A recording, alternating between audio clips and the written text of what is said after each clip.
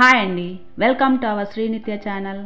ఈరోజు సమ్మర్ స్పెషల్గా కర్బూజా జ్యూస్ ఎలా తయారు చేయాలో చేసి చూపిస్తున్నాను. మరి వీడియోలోకి వెళ్ళే ముందు కొత్తగా మా వీడియోస్ని చూసేవాళ్ళు మా వీడియోస్ని లైక్ చేయండి, మా ఛానల్ని తప్పకుండా సబ్స్క్రైబ్ చేయండి.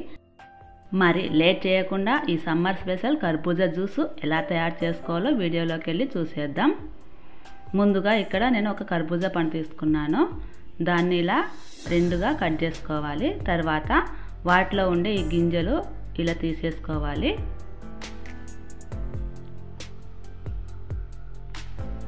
రెండిటికి అలాగే తీసేసుకోవాలి. తర్వాత పైన ఉండే ఈ చెక్కుని తీసి మనకు ఓన్లీ గుజ్జు వచ్చేటట్టు ఈ చెక్కుని తీసేసుకోవాలి.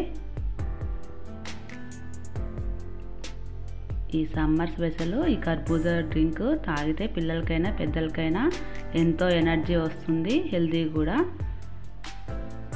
ఇలా రెండింటిని తీసుకున్న తర్వాత మనం చిన్న చిన్న ముక్కలుగా కట్ చేసుకోవాలి.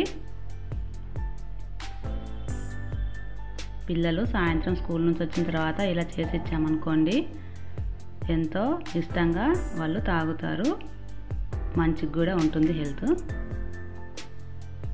ఇలా అన్నిటిని ఇదే విధంగా చిన్న చిన్న ముక్కలుగా కట్ చేసి పెట్టుకోవాలి. ఇప్పుడు ఒక మిక్సీ జార్ తీసుకొని మనం కట్ చేసి పెట్టుకున్న ఈ ముక్కలన్నిటిని అందులో వేసేసుకోవాలి. ఇప్పుడు అందులోకి ఒక టేబుల్ స్పూన్ అంతా చక్కెర తీసుకోవాలి. ఒక 10-12 ఐస్ క్యూబ్స్ తీసుకుంటున్నాను. మీరు ఐస్ క్యూబ్స్ లేకుంటే చల్లని నీళ్ళైనా తీసుకోండి. తర్వాత ఒక గ్లాసుడు పాలు పోస్తున్నాను. ఇప్పుడు మూత పెట్టేసి మెత్తగా మనం మిక్సీ పట్టుకోవాలి.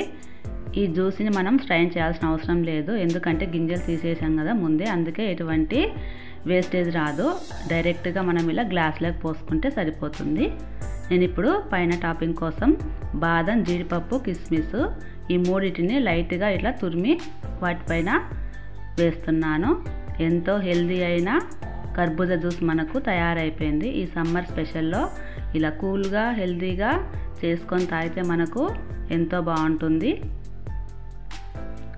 ఇలాగైనా తాగొచ్చు, లేదా నేను మరొక గ్లాస్ చేసి చూపిస్తున్నాను. అందులో ప్లెయిన్ కర్బూజా జ్యూస్ వేసుకోవాలి. ఇప్పుడు ఆ జ్యూస్లోకి కొద్దిగా సబ్జా గింజలు ఒక అరగంట ముందు నీళ్ళు పోసి నానబెట్టుకోవాలి. అరగంట తర్వాత మనకి ఇలా ఫార్మేట్ అవుతాయి. ఇప్పుడు ఒక స్పూన్ తీసుకొని మనం ఆ జ్యూస్లో వేసి కలుపుకోవాలి. అంతే, ఇలా చల్ల చల్లగా ఉండే మనకు కర్బూజా జ్యూస్ ఈ విధంగా కూడా తయారు చేసుకోవచ్చు. మీకు ఏ పద్ధతిలో కావాలో ఆ పద్ధతిలో చేసుకోవచ్చు.